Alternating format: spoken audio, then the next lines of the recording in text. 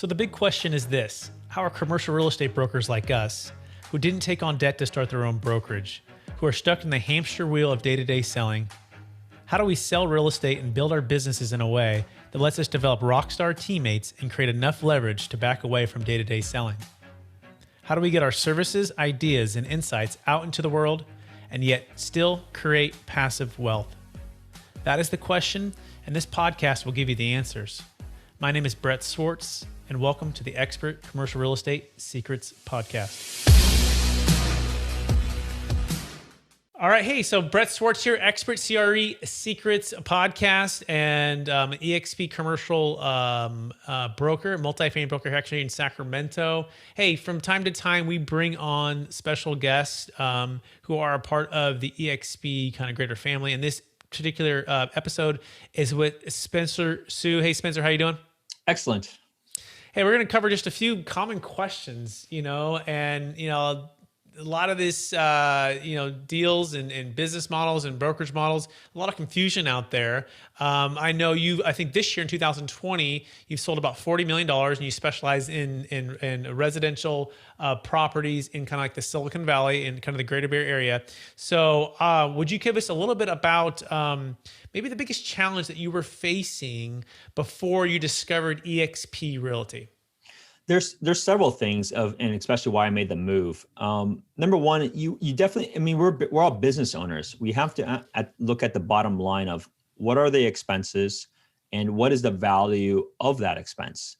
So I was at a company called KW in Palo Alto. All of the fees, because I hit cap my first year, but all of the fees added up was about $39,000 to $40,000 a year. And so that's something that's very material. And so I was looking at different companies, what made sense so that I still wouldn't lose the support that I had at KW. And then so I found EXP. I've always knew about them, but it was the right time. And EXP is $16,000. And so there's a substantial difference of $24,000 that I can use for whatever I want. I can throw really nice client parties for that amount. I can spend a lot in ads. I can do whatever I want. I can get a new car if I want every year. But the key is that's a substantial amount. So the question was, did it make sense? Like, was I losing $24,000 in value of switching from one company to another? And quite frankly, with KW, it's also a cap model. So if you're at another company, whether it's like an Intera or C21, Compass, whatever it may be, the numbers may be even worse. So that was one aspect. The other aspect was that I wasn't getting very much broker support. So anytime I had questions related to contracts or just legality things, it's just very, very slow to get a response at the broker level. And that's because you want to understand the fundamental business model of these companies. The broker at these companies are owners of the company. And so they have a combination of things that they're doing in a day, which is on one end, supporting agents, which is what I thought their only job was, but at the same time, growing the business. And so their time is split, which is a challenge. And there's usually only one because they can only kind of afford one in a particular office. Versus at EXP, they have a bench and a pool of brokers that are all readily available. And that's all they're focused on doing, which is helping agents with their questions. They're not trying to grow the business. They're not trying to grow that individual office. And so when it comes time to questions, it's just way more responsive, right? I don't have to wait 3 days and chase them for an answer. I'll get the answer within the same day. And if not, then they'll tell me, what I need to do so I can do my next investigation, right? And so those were the two main themes that I found important for me when it came to running the business of real estate. Excellent. So some frustrations, which is the response time, right? And then it's tough because if you own, let's say, a KW office, you're stuck between growing the business and also supporting your agents. And Right. then whereas EXP, you've got like a pool of brokers and to help a team, if you will. And their sole focus is support for the brokers, for the agents, right? And not necessarily growing the business. So the response time, excellent. So now let's dive into the actual model itself. What else was different about the EXP model, maybe versus looking at different places like a C21 or Ontario Compass or Sotheby's or something like that? Yeah. So back to the model itself, the other difference outside of the pay of the agent side is the aspect of bringing additional people on your group, not necessarily your core team. So that model is fundamentally better. So they have basically a revenue share model, which is very different than others that say they have a profit share model. The main difference is that if you think about profits, that is net all expenses. And there are a lot of expenses when you're dealing with a brick and mortar place, not just obviously a brick and mortar place itself, but all the people that are in that brick and mortar, right? So that's a very, very high cost. So your net profits is usually very, very little. So that's something very important to understand. The other thing is, because for EXP, it's a revenue share model, I can bring people from all over the country that can join my group and that I can add value to.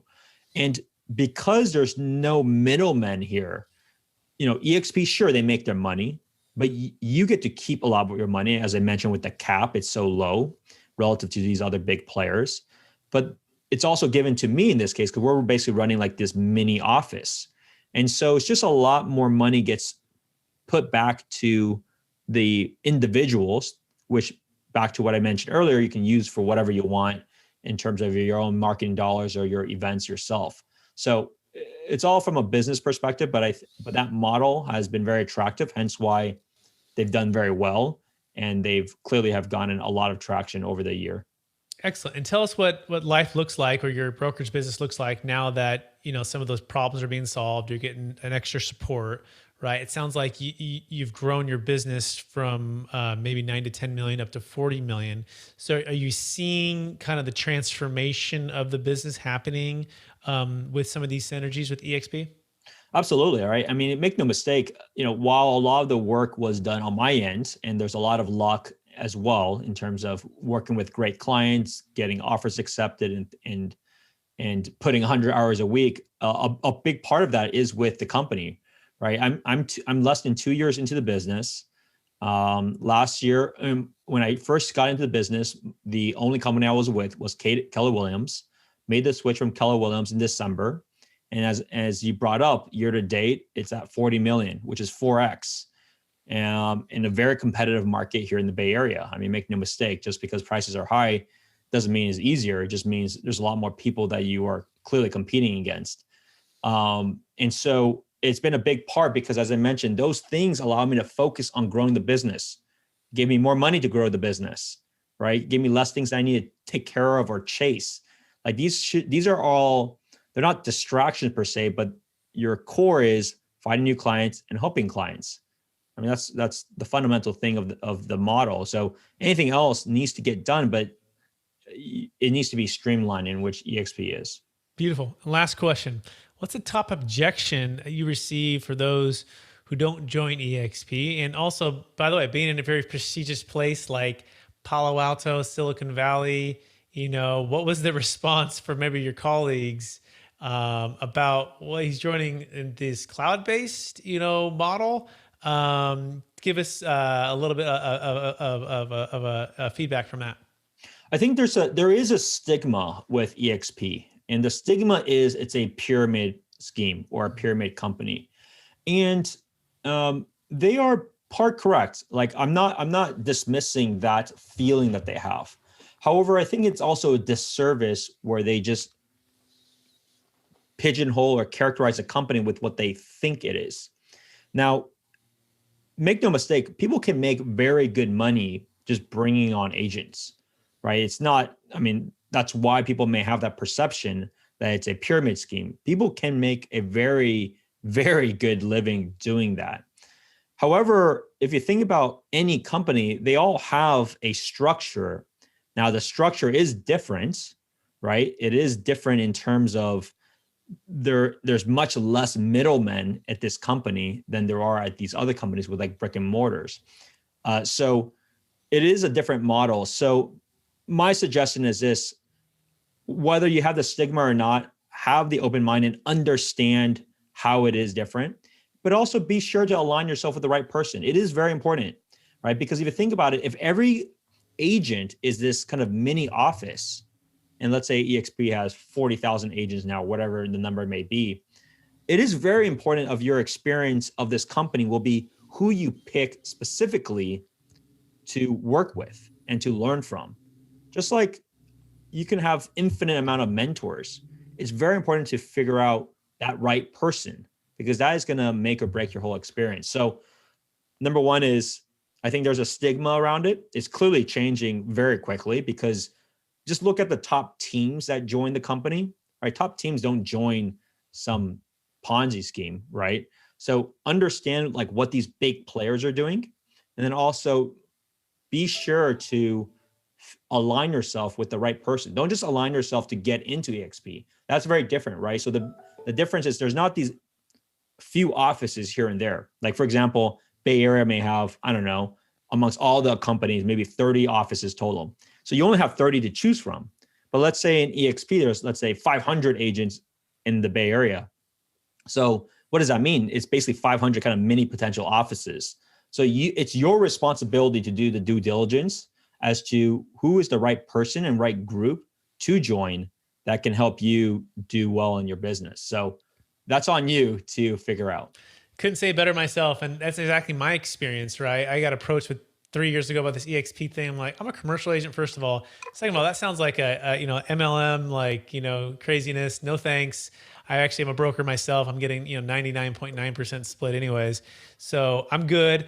And then fast forward, I met some amazing leaders. I mean, guys who actually founded the KW Palo Alto office. Don Yoakum, I don't know if you know Don, and then Brent Gove, who's with him, and Tom Daves, who's the #1 KW agent 7 years in a row. And I go, oh, well, maybe these guys know something more than I know. I mean, they've been doing it longer than me.